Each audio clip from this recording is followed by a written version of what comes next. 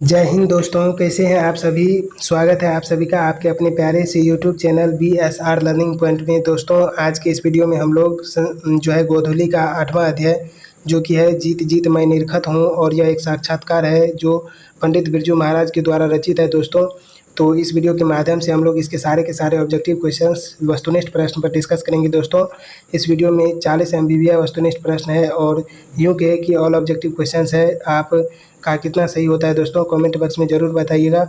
तो बने रहिए वीडियो में अंत तक। और इससे पहले हमने आपको बता देता हूं कि प्रीवियस वीडियो में हम इस पर जो है सारांश का वीडियो बनाया है। यदि आप नहीं देखे हैं तो उसे जा करके ज़रूर देखिए, डिस्क्रिप्शन में उसका लिंक दिया हुआ है दोस्तों।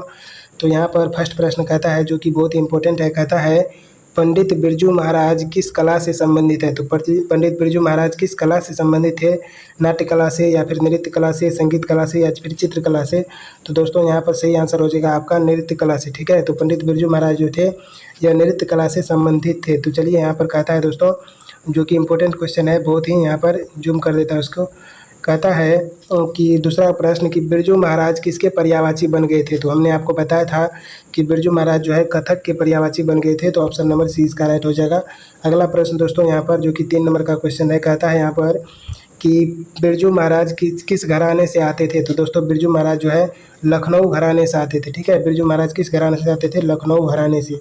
आगे प्रश्न है दोस्तों, नेक्स्ट है हमारा कि बिरजू महाराज की शिष्या है। तो दोस्तों, बिरजू महाराज की शिष्या कौन थी, रेशमी वाजपेयी, या रसीम वाजपेयी, रेशमा वाजपेयी, कल्पना वाजपेयी। तो दोस्तों, पंडित बिरजू महाराज की जो शिष्या थी वह थी रसीम वाजपेयी। ठीक है, तो ऑप्शन नंबर बी इसका राइट हो जाएगा।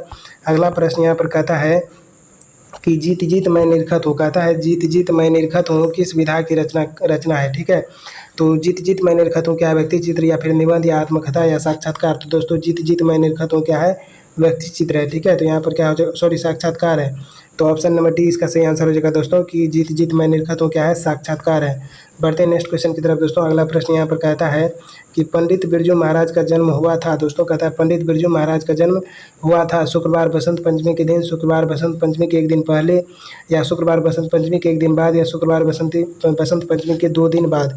तो दोस्तों, इसका जो जन्म हुआ था शुक्रवार बसंत पंचमी के एक दिन पहले हुआ था। ठीक है, तो ऑप्शन नंबर बी इसका सही आंसर हो जाएगा। बढ़ते नेक्स्ट क्वेश्चन की तरफ। अगला प्रश्न यहाँ पर कहता है दोस्तों, जो कि आप देख पा रहे हैं स्क्रीन पर, कहता है कितने वर्ष की उम्र में बिरजू महाराज नवाब साहब को पसंद आ गए थे। तो दोस्तों, 6 साल की उम्र में बिरजू महाराज जो है नवाब साहब को क्या आ गए थे, पसंद आ गए थे। बढ़ते नेक्स्ट क्वेश्चन की तरफ। अगला प्रश्न दोस्तों यहाँ पर कहता है कि बिरजू महाराज के बाबूजी हनुमान जी का प्रसाद क्यों मांगे थे। तो दोस्तों, हमने आपको बताया था कि आप नौकरी छूटने के लिए, ठीक है, नौकरी छूटने के लिए जो है बिरजू के महाराज के जो पिताजी थे वह हनुमान जी से क्या मांगा करते थे, प्रसाद मांगा करते थे। ठीक है, बढ़ते हैं नेक्स्ट क्वेश्चन की तरफ दोस्तों। अगला प्रश्न यहाँ पर कहता है कि दिल्ली में, कहता है दिल्ली में जो हिंदुस्तानी डांस म्यूजिक स्कूल किनका था। ठीक है, तो दिल्ली में जो हिंदुस्तानी डांस म्यूजिक था वह किनका था। तो हमने आपको बताया था कि वह जो है निर्मला जी जोशी का था। ठीक है, तो ऑप्शन नंबर ए इसका राइट हो जाएगा, निर्मला जी का। उसके बाद देखिए यहाँ पर कहता है दोस्तों अगला प्रश्न कि बाबूजी की मृत्यु के समय बिरजू महाराज जी की उम्र क्या थी। तो बिरजू महाराज की उस समय जो उम्र थी वह 9.5 साल की थी। ठीक है, तो ऑप्शन नंबर डी इसका राइट हो जाएगा। बढ़ते नेक्स्ट क्वेश्चन की तरफ। अगला प्रश्न यहाँ पर दोस्तों कहता है कि नेक्स्ट क्वेश्चन है, बाबूजी के साथ बिरजू महाराज आखिरी प्रोग्राम कहाँ हुआ था। तो दोस्तों, बाबूजी के साथ बिरजू महाराज का जो आखिरी प्रोग्राम हुआ था वह हुआ था मैनपुरी में। ठीक है, तो ऑप्शन नंबर ए इसका राइट हो जाएगा, मैनपुरी। बढ़ते नेक्स्ट क्वेश्चन की तरफ। अगला प्रश्न यहाँ पर कहता है कि आखिरी प्रोग्राम के समय बिरजू महाराज के बाबूजी कितने साल के थे। तो आखिरी प्रोग्राम के समय बिरजू महाराज के बाबूजी 54 साल के थे। ऑप्शन नंबर बी से राइट हो जाएगा। बढ़ते नेक्स्ट क्वेश्चन की तरफ। अगला प्रश्न दोस्तों कहता है बिरजू महाराज को तालीम किनसे मिली थी। तो दोस्तों, बिरजू महाराज को जो दीक्षा मिली थी वह पिताजी से मिली थी, और उन्होंने गंडा भी बंधवाए थे, और उनके 500 रुपये नजराना के रूप में लिए थे। यहाँ पर कहता है दोस्तों, वही प्रश्न आ गया, बहुत ही अच्छा प्रश्न है। कहता है कि बिरजू महाराज ने गांडा बंधवाने पर बाबूजी को गुरु दक्षिणा में कितनी राशि अर्पित किया। ठीक है, तो 200, 300, 400, 500। तो दोस्तों, इसका सही आंसर हो जाएगा 500। ठीक है, नजराना के रूप में उन्होंने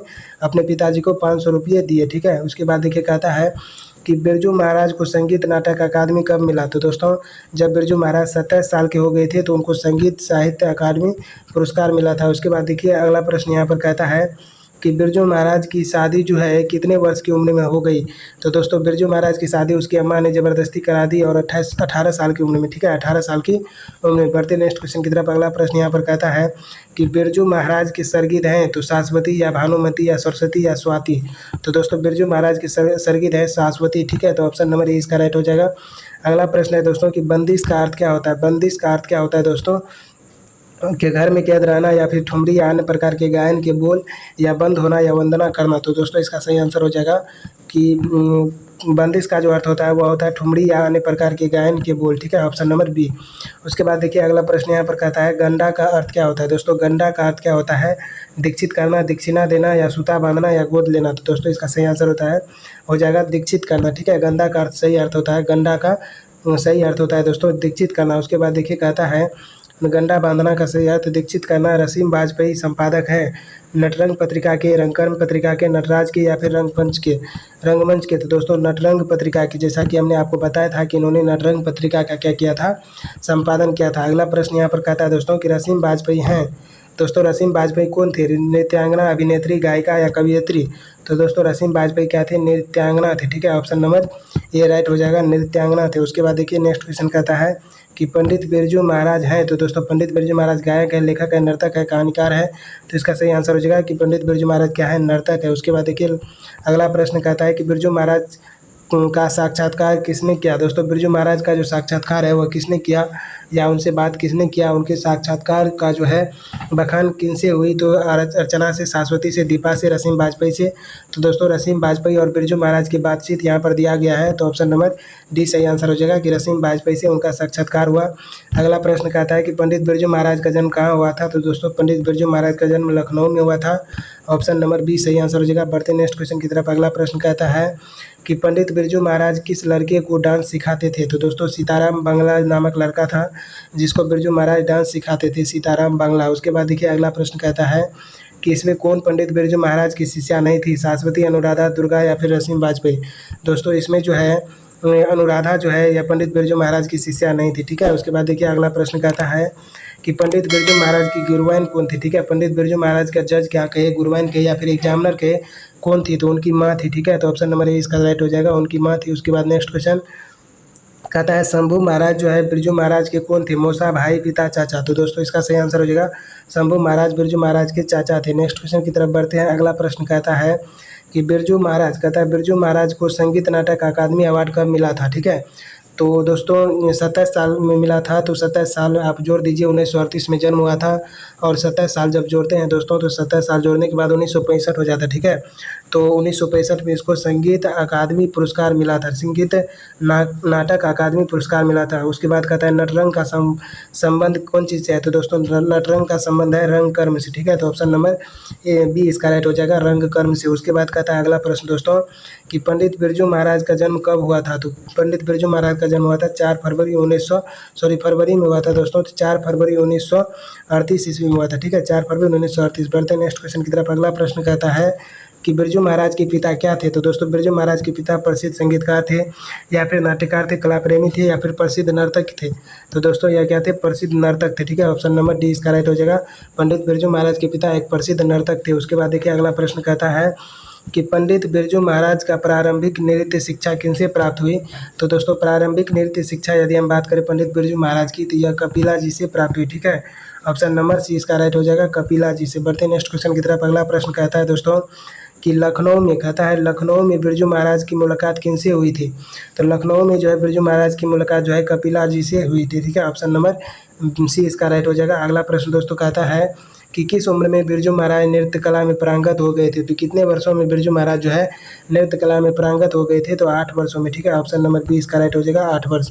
बढ़ते नेक्स्ट क्वेश्चन की तरफ। अगला प्रश्न कहता है दोस्तों कि किस उम्र में बिरजू महाराज नृत्य कला में पारंगत हो गए थे। दोस्तों यह क्वेश्चन 2 बार आ गया, 8 वर्ष की उम्र में, ठीक है। उसके बाद देखिए नेक्स्ट क्वेश्चन की तरफ बढ़ते हैं। अगला प्रश्न कहता है मस्का का शाब्दिक अर्थ क्या होता है। दोस्तों मस्का का शाब्दिक अर्थ होता है मक्खन, ठीक है, ऑप्शन नंबर ए इसका सही आंसर हो जाएगा। मस्का का जो शाब्दिक अर्थ होता है वह होता है मक्खन। नेक्स्ट क्वेश्चन है किसने शास्त्रीय नृत्य कला को गति और चमक प्रदान की। किसने जो है शास्त्रीय नृत्य कला को जो है गति और चमक प्रदान की। तो पंडित बिरजू महाराज, ठीक है, ऑप्शन नंबर बी इसका राइट हो जाएगा, पंडित बिरजू महाराज। नेक्स्ट क्वेश्चन है हमारा कि बिरजू महाराज का था, बिरजू महाराज की 21 उम्र में के पड़ाव में उनके पिताजी की मृत्यु हो गई। अर्थात कौन सी उम्र चल रहे थे बिरजू महाराज के, तब उनके पिताजी की मृत्यु हो गई। तो 9वां उम्र, ठीक है। तो 9 वर्ष की उम्र में उसके पिताजी की क्या होगी, निधन होगी 9.5 वर्ष की उम्र में। तो 9वां वर्ष जो है उनका चल रहा था। उसके बाद कहता है दोस्तों कि बिरजू महाराज को संगीत भारती जो जोड़ने में किसका योगदान था। तो दोस्तों संगीत भारती को जोड़ने में बिरजू महाराज का जो है यहाँ पर कपिला जी का जो है महत्वपूर्ण योगदान था, ठीक है, संगीत भारती में जोड़ने का। उसके बाद नेक्स्ट क्वेश्चन आता है कि बिरजू महाराज की कितनी जो है सो संतानें हैं, तो थी या संतानें थी। तो बिरजू महाराज की जो है दोस्तों वह 2 संतानें थी, ठीक है। ऑप्शन नंबर ए इसका राइट हो जाएगा। पंडित बिरजू महाराज को 2 संतानें थी।